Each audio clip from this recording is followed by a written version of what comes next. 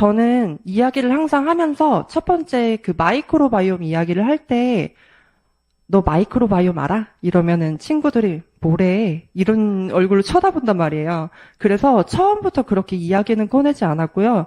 저는 약간 그 사람의 상황에 맞춰서 키워드를 하나씩 꺼냈던 것 같아요.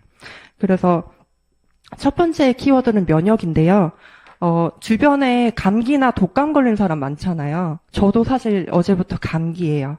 그래서 면역 이야기를 할 때, 면역 얘기를 꺼내면, 너네 애들도 아프잖아. 너도 지금 감기 걸렸잖아. 이런 얘기 하거든요. 근데 저는 면역이 그런 것 같아요.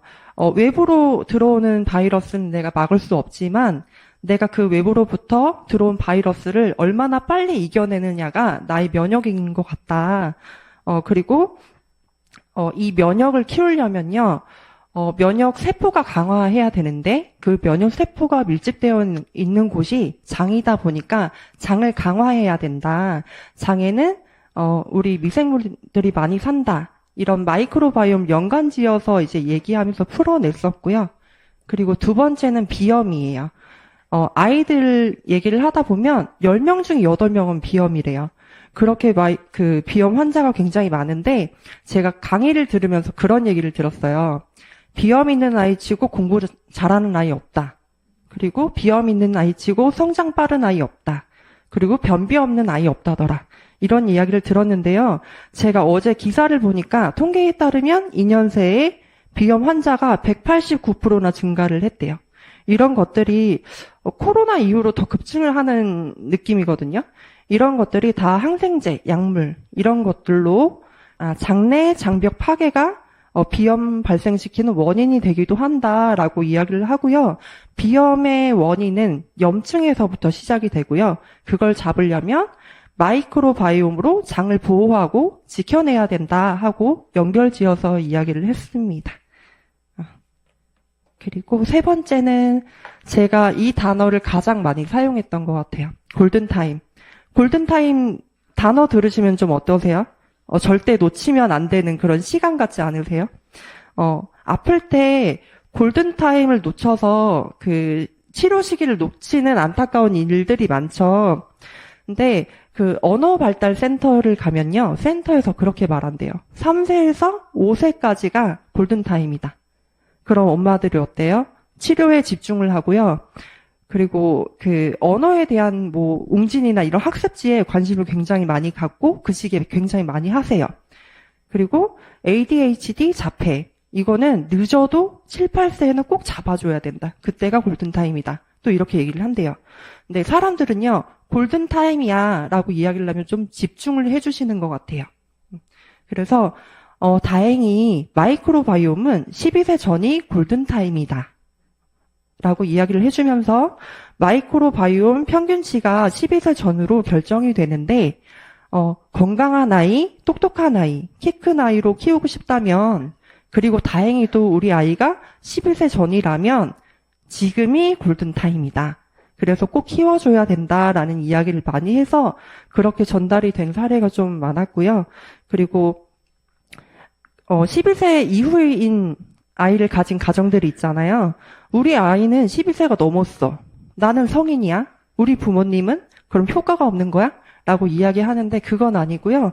그 골든타임 시기에 하시면 효과가 더 극대화된다라고 보시면 되고 건강하고 미래 질병을 예측하기 위해서는 모두가 필요한 것이 마이크로바이옴입니다. 그래서 저는 한 가정에 하나라도 들어갔으면이 아니고 한 가정에 가족 구성원 모두가 들어갈 수 있도록 얘기를 하고 다녔고요. 네 번째는 항생제입니다.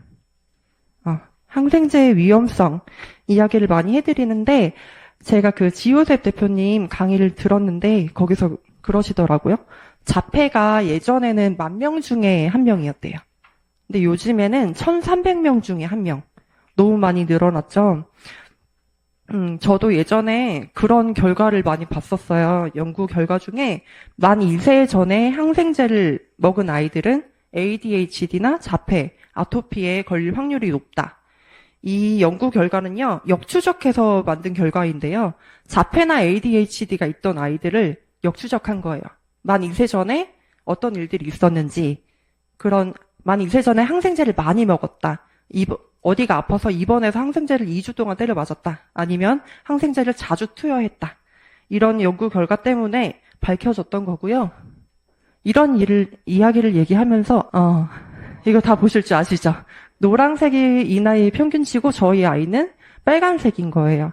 평균치보다 굉장히 높고요. 저희 아이는 상위 5%의 마이크로바이옴을 가지고 있습니다. 이거를 자랑하려고 들고 온 건 아니고요. 제가 항생제의 위험성을 말씀드리면서 이거를 꼭 보여드려요. 저희 아이는 제가 이런저런 이유로 3세 정도의 어린이집을 보냈어요. 3세까지는 이 아이가 감기에 한 번도 안 걸렸어요. 한 번도 안 걸려서 병원에 한 번도 간 적이 없겠죠. 그래서 항생제를 먹어본 적이 없는 아이거든요. 그리고 항생제는 되물림 된다고 해요. 유전자만 유전되는 것이 아니고 엄마가 가진 마이크로바이옴도 유전이 된다라고 하는데 저도 이걸 공감하는 게 저는 아이 때 시골에서 자랐거든요. 병원이 멀어서 항생제랑 그렇게 많이 이렇게 접하면서 살지 못했던 것 같아요. 전 감기 걸린다고 병원을 가지 않았고 엄마가 배에 이렇게 즙 내려가지고 배도라지즙 같은 거 해주고 기침 조금 하다가 콧물 조금 나다가 그렇게 나았던 것 같아요.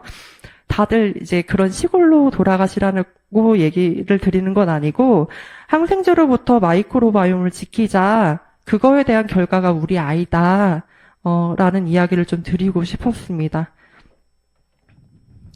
그리고 저희 소비자 중에 자폐랑 ADHD를 같이 갖고 있는 소비자, 그 아이 거거든요. 다행히 포스트바이오틱스는 평균보다 조금 높아요. 근데 다양성이 너무 떨어져요. 근데 이 뒤에 사례를 말씀을 해주실 건데 이런 삼각형의 분들이 예후가 굉장히 안 좋은 걸로 알고 있습니다. 그래서 이분도 마이크로바이옴 제 설명 듣고 하셨고 앞으로 좋아질 거라고 저는 믿어 의심치 않고요. 전 이게 마지막 장표입니다. 저는 마이크로바이옴이 이 화분 같아요.